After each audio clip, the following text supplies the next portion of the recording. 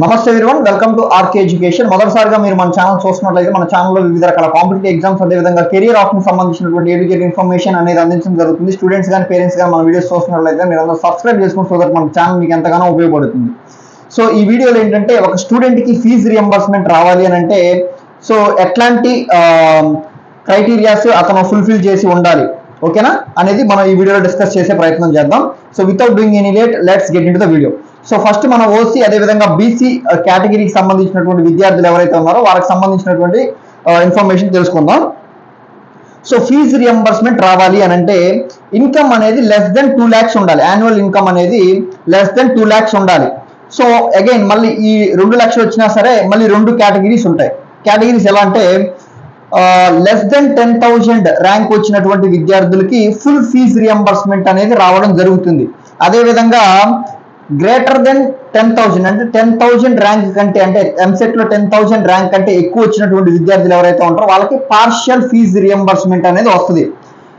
2 లక్షల కంటే ఇన్కమ్ తక్కువ ఉన్నటువంటి విద్యార్థులు వీళ్ళిద్దరు కూడా, ఒక స్టూడెంట్కి ఏమో 10,000 కంటే తక్కువ వచ్చింది ర్యాంక్, అంటే మంచి ర్యాంక్ వచ్చింది, ఆ విద్యార్థులకి ఏంటంటే ఫుల్ ఫీజు రియంబర్స్మెంట్ అనేది వస్తుంది.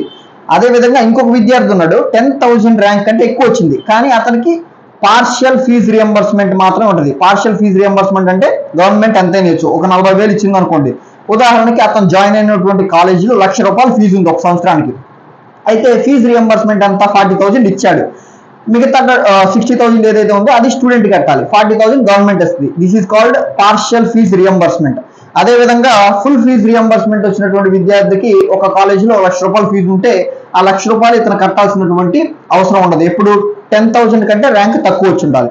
సో ఇంకొక క్రైటీరియా ఏంటంటే అర్బన్ లో ఉన్నటువంటి విద్యార్థులు ఏంటంటే 2 lakhs కంటే తక్కువ ఉండాలి. అర్బన్ లో ఉన్నటువంటి క్యాండిడేట్స్ యొక్క యాన్యువల్ ఇన్కమ్ అనేది 2 లక్షల కంటే తక్కువ ఉండాలి, అప్పుడే ఫీజు రియంబర్స్మెంట్ అనేది వస్తుంది. అదేవిధంగా రూరల్ లో ఉన్నటువంటి విద్యార్థి స్టూడెంట్ ఎవరైతే ఉన్నారో అతని యొక్క యాన్యువల్ ఇన్కమ్ అనేది 1.5 lakhs అంటే 1,50,000 కంటే తక్కువ ఉండి ఉండాలి. ఇది కూడా ఈ క్రైటీరియాని కూడా ఫుల్ఫిల్ చేసి ఉండాలి. ఇప్పుడు నేను చెప్పిన దాంట్లో ఏ ఒకటి అవ్వకపోయినా సరే అతనికి ఫీజు రియంబర్స్మెంట్ అనేది రాదు.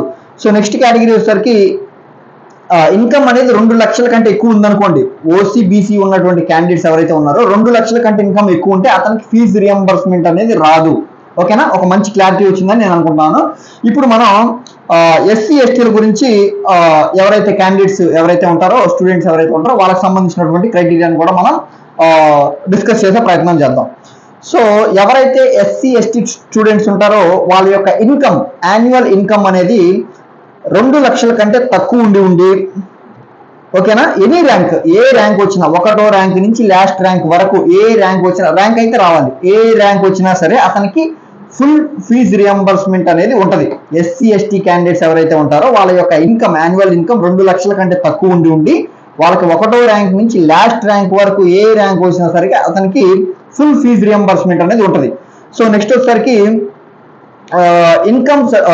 ఇన్కమ్ ఎవరిదైతే 2 లక్షల కంటే ఎక్కువ ఉంటుందో ఎస్సీ ఎస్టీ స్టూడెంట్స్ వాళ్ళ యొక్క ఇన్కమ్ 2 లక్షల కంటే ఎక్కువ ఉంటుందో వాళ్ళకి ఫీజు రియంబర్స్మెంట్ అనేది రాదు.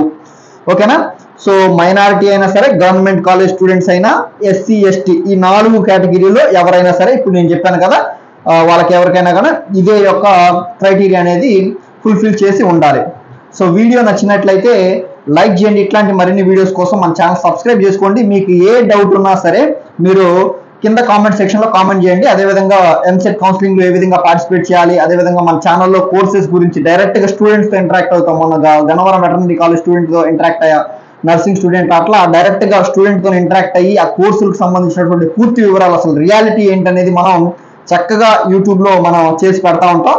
మీకు ఎంతగానో ఛానల్ ఉపయోగపడతా ఉంటుంది. అదేవిధంగా కాంపిటేటివ్ ఎగ్జామ్స్ మన ఛానల్లో ప్రతి కాంపిటేటివ్ ఎగ్జామ్స్ గురించి అప్డేట్స్ అందిస్తూ ఉంటాం, స్టూడెంట్స్తో ఇంటరాక్ట్ అవుతూ ఉంటాం, వాళ్ళతో మాట్లాడుతూ ఉంటాం, ఇన్ఫర్మేషన్ తీసుకుంటూ ఉంటాం. మీకు మంచిగా ఉపయోగపడేది మన ఛానల్.